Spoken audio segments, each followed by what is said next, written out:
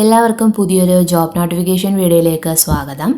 കേരള ഗവൺമെന്റിന്റെ പൂർണ്ണ ഉടമസ്ഥതയിലുള്ള സർക്കാർ സ്ഥാപനമായിട്ടുള്ള പിന്നാക്ക വികസന വകുപ്പിന്റെ ഡയറക്ടർ കാര്യാലയങ്ങളിൽ വന്നിട്ടുള്ള പുതിയ ഒഴിവുകളാണ് നമ്മളിന്ന് നോക്കുന്നത്. ഇത് സ്ഥിര നിയമനമല്ല, കരാർ നിയമനമാണ്. ഇന്റർവ്യൂ വഴിയാണ് തെരഞ്ഞെടുപ്പ്.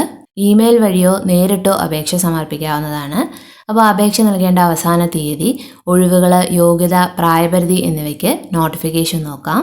പിന്നാക്ക വിഭാഗ വികസന വകുപ്പ് ഇ-ഗ്രാന്റ് പോർട്ടൽ മുഖേന നടപ്പാക്കി വരുന്ന കേന്ദ്ര ആവിഷ്കൃത പദ്ധതികളിലെ നിർവഹണവുമായി ബന്ധപ്പെട്ട ക്ലറിക്കൽ ജോലികൾക്കായിട്ടാണ് തസ്തികയിലേക്ക് ഒഴിവുകൾ വിളിച്ചിട്ടുള്ളത്. ഇത് 179 ദിവസത്തെ കരാർ നിയമനമാണ്. തിരുവനന്തപുരത്തെ വെള്ളയമ്പലത്തുള്ള അയ്യങ്കാളി ഭവനിലുള്ള ഡയറക്ടറേറ്റിൽ 3 ഒഴിവുകളും, അതുപോലെ തന്നെ പിന്നാക്ക വികസന വകുപ്പിന്റെ കൊല്ലം, എറണാകുളം, പാലക്കാട്, കോഴിക്കോട് മേഖലാ കാര്യാലയങ്ങളിൽ ഓരോ ഒഴിവുകൾ വീതവും, അങ്ങനെ 7 ഒഴിവുകളാണ് മൊത്തത്തിലുള്ളത്.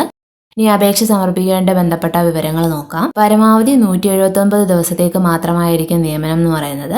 ഇതിന്റെ വിദ്യാഭ്യാസ യോഗ്യത +2 അല്ലെങ്കിൽ തത്തുല്യമായിരിക്കണം. ഒപ്പം കമ്പ്യൂട്ടർ പരിജ്ഞാനവും ഉണ്ടായിരിക്കണം. മലയാളം ടൈപ്പിംഗ് അറിയാവുന്നവർക്ക് മുൻഗണന ലഭ്യമാണ്. സർക്കാർ ഓഫീസുകളിൽ ക്ലറിക്കൽ തസ്തികയിൽ സേവനം അനുഷ്ഠിച്ചിട്ടുള്ളവർ, അല്ലെങ്കിൽ ഓഫീസ്, ഇ-ഗ്രാന്റ്സ് എന്നിവയുമായി ബന്ധപ്പെട്ട് ജോലികൾ ചെയ്തിട്ടുള്ളവർക്കും മുൻഗണന ഉണ്ടാകുന്നതാണ്.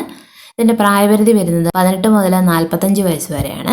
ഇതിൻ്റെ പ്രതിമാസ വേതനം എന്ന് പറയുന്നത് താൽക്കാലിക ക്ലറിക്കൽ തസ്തികയുടെ നിലവിലെ ചട്ടപ്രകാരം കണക്കാക്കിയായിരിക്കും. ഇനി ഇതിൻ്റെ തിരഞ്ഞെടുപ്പ് എന്ന് പറയുന്നത് ഇന്റർവ്യൂ വഴിയായിരിക്കും.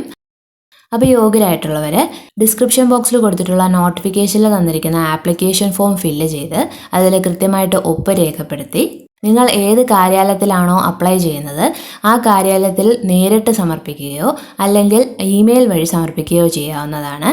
വിവിധ കാര്യാലയങ്ങളുടെ അഡ്രസ്സും ഇമെയിലും നോട്ടിഫിക്കേഷനിൽ തന്നെ കൊടുത്തിട്ടുണ്ട്. അപ്പോൾ ഏത് കാര്യാലയത്തിലാണോ നിങ്ങൾ അപ്ലൈ ചെയ്യുന്നത് അതിൽ ഇമെയിലായിട്ട് ഈ ആപ്ലിക്കേഷൻ ഫോം നിങ്ങൾക്ക് അയക്കാവുന്നതാണ്, അല്ലെങ്കിൽ നേരിട്ട് എത്തിക്കാവുന്നതുമാണ്. ശ്രദ്ധിക്കേണ്ട കാര്യം, അപേക്ഷയിൽ രേഖപ്പെടുത്തുന്ന ഇമെയിലും ഫോൺ നമ്പരും ഒക്കെ നിങ്ങൾ നിലവിൽ ഉപയോഗിച്ച് വരുന്നതായിരിക്കണം. കാരണം അഭിമുഖം സംബന്ധിച്ച വിവരങ്ങളെല്ലാം ഈ മെയിലിലായിരിക്കും വകുപ്പ് അറിയിക്കുന്നത്.